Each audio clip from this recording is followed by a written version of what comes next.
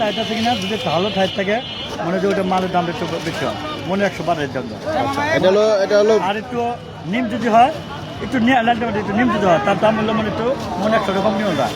আচ্ছা, এই ফুলকপিটা হলো ব্রাক বাজার করে, তো এই ফুলকপিটা আসলে আপনি কিনছেন হ্যাঁ। কি বুঝে কিনছেন, বা এটা কেমন?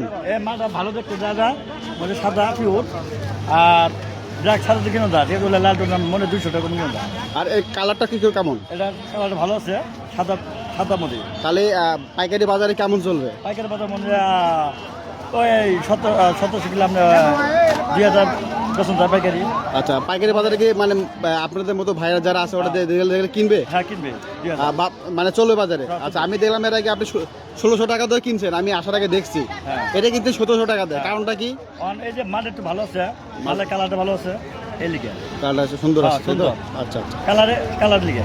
ঠিক আছে, ধন্যবাদ।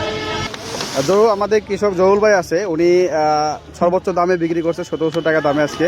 তো ভাইয়ের একটু মতামত শুনো ভাই। হ্যাঁ, আপনি যে বিক্রি করলেন, বিক্রি করে আসলে মতামতটা কি আপনার, যে আপনি দাম বেশি পাইছেন আজকে?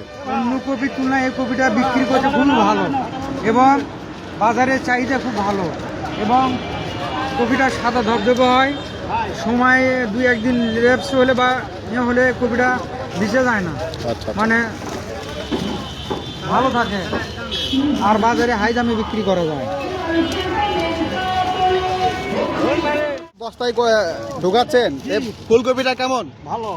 ভালো। আপনি কতদিন যাবত ফুলকপি কেনা বেচা করেন? আমি এখানে দীর্ঘ প্রায় 25 পার। 25 পার। তাহলে হাফ প্যান্ট পরে এনে কাজ আচ্ছা, যে ব্রাকের ফুলকপিটা এটা আপনার কাছে কেমন মনে হয়েছে? ভালো। ভালো, মানে বাজারে চলবে? হ্যাঁ ভালো, ইনশাল্লাহ ভালো।